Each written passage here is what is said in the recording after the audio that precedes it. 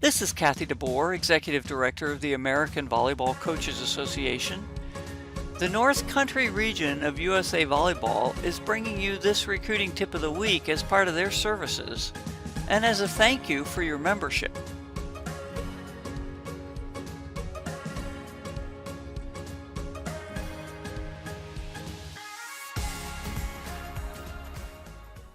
Email is definitely a great way. Definitely proofread it, please, to make sure that you have the right coach's name, the right college's name. We think that's very important. A well-structured email tells us a lot about you as a person. For me, like email is always the best way. So just reaching out, obviously having a highlight film and making contact that way, giving us opportunity, obviously, to go watch them play in person, which is not the case currently, but email is generally the best way for me to start. We love to have film, but also your coach's contacts, I think, is very important as well. So being able to get us in contact with your coaches too, just so we can have a little bit more information to work with. Definitely GPAs. Make sure you add the GPAs in there too. We want to know how you're doing in high school.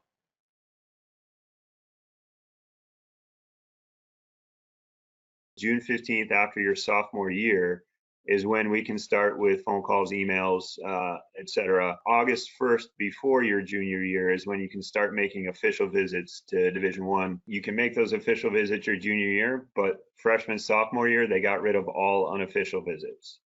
So even if you come to my campus and you're a sophomore and you say, hey, coach, can I stop by your office and say hello? I have to tell you no. As soon as you are enrolled your fall term freshman year of high school, we can have electronical communications with you. We can host you guys for unofficial visits. We cannot talk with you off campus at a recruiting event until you guys are a junior. Once you take your first class of junior year, that's when we can start talking to you off campus. But we can host you for one official visit after January 1st of your junior year. I mean, NAI, we don't have a lot of those rules and restrictions. I think it's because we're a lot of really small private institutions. So for us, like, you can come up and talk to us at any time. But yeah, parents are allowed to approach us, athletes are allowed to approach us as long as they're high school age. So we're looking for the student athletes that want to do the best that they can academically, and then that tends to correlate onto the court for us. Spend a lot of time getting to know the kid, the family, just a lot about them and who they are as a person to make sure that they're a good fit with our program. Obviously, we want, really good athletes, but more importantly, we want strong character students. Volleyball aside, we need to make sure that we're getting a good quality character guy first. If I'm walking through a gym and you can do something that I can't coach you to do, that's interesting for me. But if you're the best player on the team, what are you doing to make the other guys on the court better players? How do you interact with your teammates? I'm really trying to get to know that person behind the athlete. With the social media stuff, be aware of what you're doing and who can see it, because we can all see it, and we will probably check it out at some point. I've walked by courts and I've seen guys that we really liked and their coaches talking and they look disengaged, or they're looking the other direction, or they're having side conversations not related to volleyball. Those are kids that we're not interested in. We want someone that we know is going to come into our gym and fit into our culture and is also going to be a respectful young man. But something to keep in mind when you're putting together your recruiting videos and your highlight tapes is the music choices they played in the highlight video. We don't want profanity on there. The on-court demeanor matters a lot. It's a sport, so you're going to have your hothead moments. As long as they're not happening often. If I have to have a phone call with you where I do all the talking, that's not great for me. It shows kind of a lack of interest. Be prepared for those communications. If you have a call scheduled with a coach, maybe know something about their university or their background. The first one that you're going to send to me should be in the first 30 seconds, something that makes me go, okay, you got my attention.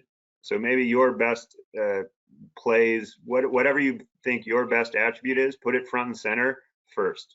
I would have maybe full games prepared, and maybe have even full matches prepared where you feel like it was a good competitive match.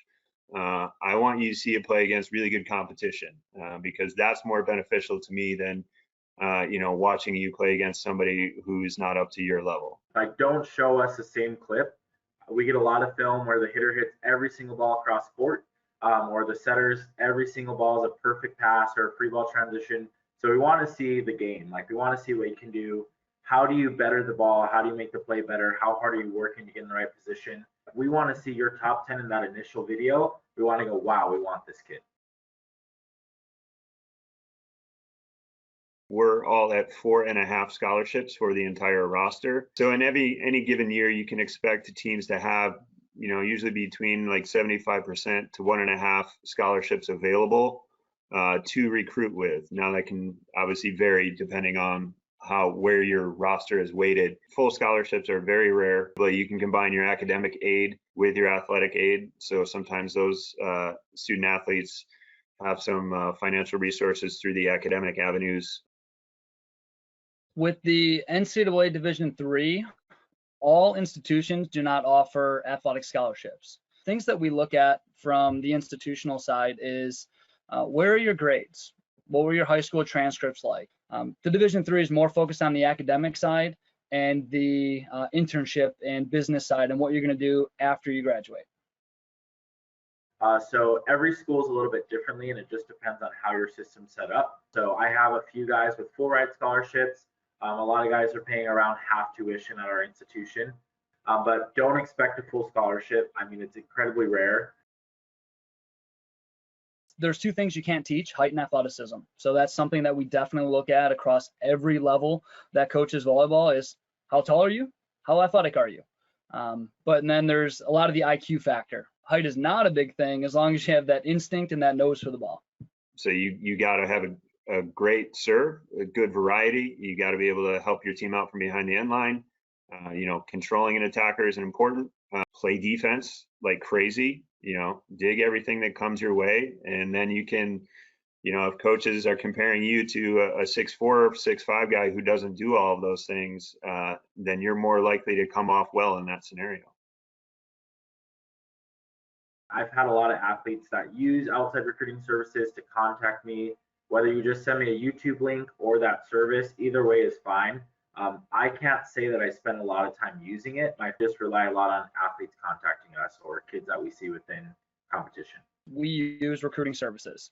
I think it's a good indicator, especially now too with COVID, where we're able to look through and see videos on guys. We can search by area. We can search, especially with NCSA, we can search by GPA requirements. So we can search by major. So we can really kind of fine tune using some of the recruiting services. So we do like using them.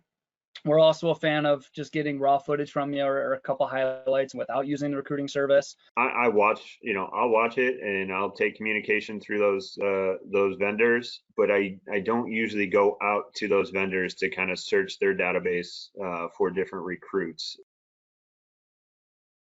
So for athletes out there, I'd say continue to contact coaches. I know a lot of us are working from home, so I'm constantly checking my email. I'm getting a lot of new recruits that are contacting me. Don't be afraid to follow up. I mean, that's another thing is I am usually pretty good if I'm interested in getting back up to that kid right away, but it is kind of a different time right now. So some things get lost in the shuffle and it doesn't necessarily mean I'm not interested. Follow through. If you schedule an appointment to have a Zoom call with me, to have a phone call, make sure that you actually show up at that time.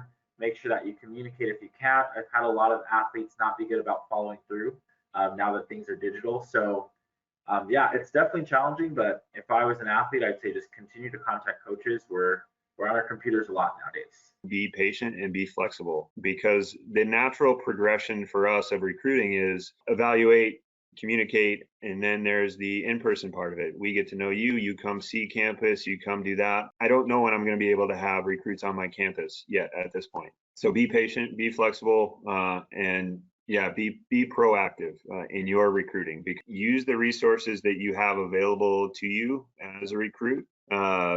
Club directors that have relationships with coaches. Some of the clubs have coaches that are playing in college. Maybe there's a graduate from your high school who got recruited last year and has experiences.